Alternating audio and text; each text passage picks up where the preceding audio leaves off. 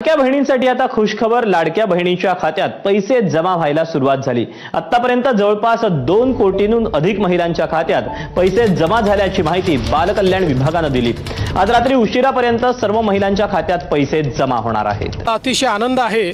निधी वितरणाची सुरुवात आम्ही कालपासून केली आहे। 1 कोटीपेक्षा जास्त आमच्या भगिनींना, आमच्या लाडक्या बहिणींना त्यांच्या खात्यामध्ये त्या ठिकाणी पैसे मिळतील। काढण्यासाठी पोस्ट ऑफिस समोर महिलांच्या रांगा लागल्यात। लाडक्या बहिणींनो, तुमच्यासाठी एक मोठी आणि आनंदाची बातमी आता समोर आली आहे। नुकतीच अवघ्या काही मिनिटांपूर्वी राज्य सरकारची एक महत्त्वपूर्ण कॅबिनेट बैठक पार पडली। या बैठकीत मुख्यमंत्री देवेंद्र फडणवीस आणि उपमुख्यमंत्री एकनाथ शिंदे साहेब यांनी लाडकी बहीण योजनेच्या संदर्भात एक अतिशय मोठा आणि महत्त्वाचा निर्णय घेतला आहे की लाडकी बहीण योजना ही राज्यातील महिलांना आर्थिकदृष्ट्या सक्षम करण्यासाठी आणि त्यांच्या जीवनात सकारात्मक बदल घडवून आणण्यासाठी सुरू करण्यात आली आहे। या योजनेच्या माध्यमातून महिलांना दरमहा आर्थिक मदत दिली जाते आणि आता याच योजनेचा 15वा हप्ता म्हणजेच सप्टेंबर महिन्याचा 1500 रुपयांचा हप्ता उपमुख्यमंत्री एकनाथ शिंदे साहेबांनी जाहीर केला आहे। हा हप्ता आता तुमच्या बँक खात्यांमध्ये लवकरच जमा होणार आहे। ही बातमी ऐकून तुमच्या चेहऱ्यावर नक्कीच हास्य फुलेल आणि तुम्हाला या योजनेचा लाभ घेण्याची उत्सुकता अजूनच वाढली असेल। लाडकी योजनेच्या आयोजित करण्यात आली होती। या बैठकीत अनेक महत्त्वाचे केले गेले। पत्रकारांनी उपमुख्यमंत्री एकनाथ शिंदे साहेबांना काही महत्त्वाचे प्रश्न विचारले, ज्यामध्ये सर्वात प्रमुख प्रश्न होता की लाडक्या बहिणी गेल्या काही दिवसांपासून सप्टेंबर महिन्याच्या 1500 रुपयांच्या हप्त्याची वाट पाहत आहेत, तो नेमका कधी मिळणार। यावर एकनाथ शिंदे साहेबांनी स्पष्ट आणि ठाम उत्तर दिलं की आज रोजी लाडकी बहीण योजनेचा 15वा हप्ता तुमच्या बँक खात्यांमध्ये जमा करण्यासाठी मान्यता देण्यात आली आहे। ही बातमी ऐकून राज्यातील लाखो लाडक्या बहिणींच्या चेहऱ्यावर आनंद पसरला आहे। ज्या बहिणींनी आपला आधार कार्ड बँक खात्याशी लिंक केला आहे, त्यांच्या खात्यांमध्ये हप्ता आज दुपारी 4 वाजण्याच्या सुमारास जमा होणार आहे। एकनाथ शिंदे साहेबांनी पत्रकार परिषदेत ही माहिती देताना सांगितलं की ही प्रक्रिया अत्यंत पारदर्शक आणि गतिमान पद्धतीने राबवली जाणार आहे, जेणेकरून कोणत्याही पात्र बहिणीला या योजनेचा लाभ मिळण्यापासून वंचित राहावं लागू नये। लाडक्या बहिणींनो, ही खरोखरच तुमच्यासाठी एक गोड बातमी आहे। सरकारने योजनेसाठी एक विशेष वितरण योजना आखली आहे। यानुसार म्हणजे आज राज्यातील 12 जिल्ह्यांमध्ये हा हप्ता जमा होईल, त्यानंतर उद्या आणखी 12 जिल्ह्यांमध्ये हप्त्याचे वितरण होईल आणि शेवटी उरलेल्या 12 जिल्ह्यांमध्ये सप्टेंबर महिन्याच्या 1500 रुपयांचा हप्ता जमा होईल। एकनाथ शिंदे साहेबांनी या संदर्भात एक परिपत्रक जारी केलं असून ते महिला व बालविकास खात्याला आणि अर्थ विभागाला पाठवण्यात आला आहे। त्यामुळे कोणत्याही परिस्थितीत 3 दिवसात सप्टेंबर महिन्याच्या हप्त्याचे वितरण पूर्ण होणार आहे। ही बातमी ऐकून तुम्हालाही नक्कीच आनंद झाला असेल। खरं तर सरकारने सुरुवातीला ऑगस्ट आणि सप्टेंबर या 2 महिन्यांचे एकत्रित 3000 रुपये देण्याचा विचार केला होता, पण काही तांत्रिक अडचणीमुळे ऑगस्ट महिन्याचा हप्ता प्रथम जमा करण्यात आला आणि आता सप्टेंबरचा हप्ता स्वतंत्रपणे जमा केला जाणार आहे। एकनाथ शिंदे साहेबांनी याबाबत स्पष्ट ताणताना सांगितलं की काही बँकांशी संबंधित तांत्रिक अडचणींमुळे 2 महिन्यांचे पैसे एकत्र जमा करणे शक्य झालं नाही।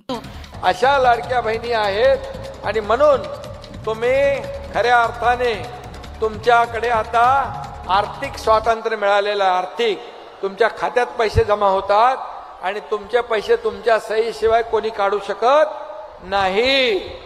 आणि म्हणूनच या योजनेचे जे काही पैसे आहेत, हे पैसे आपल्याला कायम सुरू राहतील। कोणी किती म्हटलं, कोणी अफवा पसरवल्या तरी सुद्धा तुम्ही काही चिंता करू नका। तुमची योजना कधी बंद होऊ देणार नाही, बंद होणार नाही।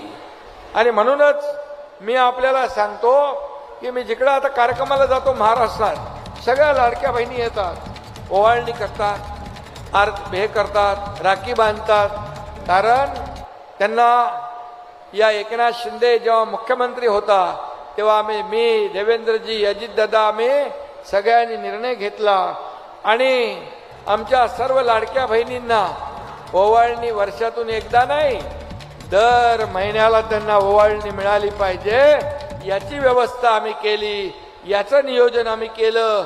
याचा आनंद आहे मला, याचं समाधान आहे। आणि म्हणून महिलांना आत्मनिर्भर करण्यासाठी या देशाचे प्रधानमंत्री नरेंद्र मोदीजींनी देखील जनधन योजना सुरू केली, बचत खाती सुरू केली, लखपती दीदी योजना सुरू केली, ड्रोन दीदी सुरू केलं आणि अनेक योजना महिलांसाठी सुरू केल्या। याच्या मागचा उद्देश एवढाच की महिलांना सक्षम करणं, महिलांना आत्मनिर्भर करणं, महिलांना स्वतःच्या पायावर उभं करणं, त्यांच्या कुटुंबाला हातभार लावण्यासाठी त्यांना आर्थिक मदत करणं हे आपलं कर्तव्य आहे। आणि म्हणून तुम्हाला मी सांगतो, आपल्या मुली ज्या आहेत या देखील उच्च शिक्षण घेतलं पाहिजे, त्या डॉक्टर झाल्या पाहिजे, इंजिनियर झाल्या पाहिजे, वकील झाल्या पाहिजे। यासाठी देखील मी मुख्यमंत्री असताना निर्णय घेतला।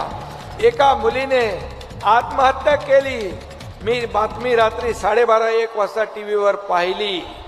आणि आत्महत्या कशासाठी केली? ती इंजिनिअरिंगचं शिक्षण घेत होती, 50% आपण सरकार भरत होती फी आणि 50% पालक भरत होते, पण त्यांची परिस्थिती गरिबीची होती। मुलीला वाटलं माझे वडील आत्महत्या करतील आणि म्हणून त्या मुलीनेच आत्महत्या करून टाकली।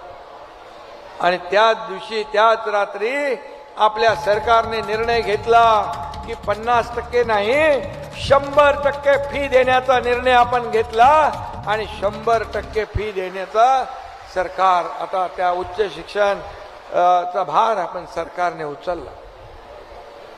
सरकार कशासाठी असतं? सरकार लोकांना मदत करण्यासाठी आहे, सरकार लोकांचा जीव वाचवण्यासाठी असतं, सरकार मुलांना शिक्षण मिळालं पाहिजे याच्यासाठी असतं, आपल्या माता भगिनींचं आरोग्य चांगलं ठेवण्यासाठी असतो, शेतकऱ्यांना सन्मानाची वागणूक मिळाली पाहिजे म्हणून असतं। आणि म्हणून आपल्या सरकारने अनेक योजना सुरू केल्या। अकोला जिल्ह्यातील ज्या लाडक्या बहिणींना ऑगस्ट महिन्याचा 1500 रुपयांचा हप्ता मिळाला आहे, त्याच बँक खात्यांमध्ये आता सप्टेंबर महिन्याचा हप्ता। दुसरा जिल्हा आहे अमरावती। अमरावती जिल्ह्यात जवळपास 2,44,000 लाडक्या बहिणींनी ऑगस्ट महिन्याचा हप्ता घेतला होता आणि आता त्याच बहिणींच्या खात्यात सप्टेंबर महिन्याचा आता जमा होणार आहे।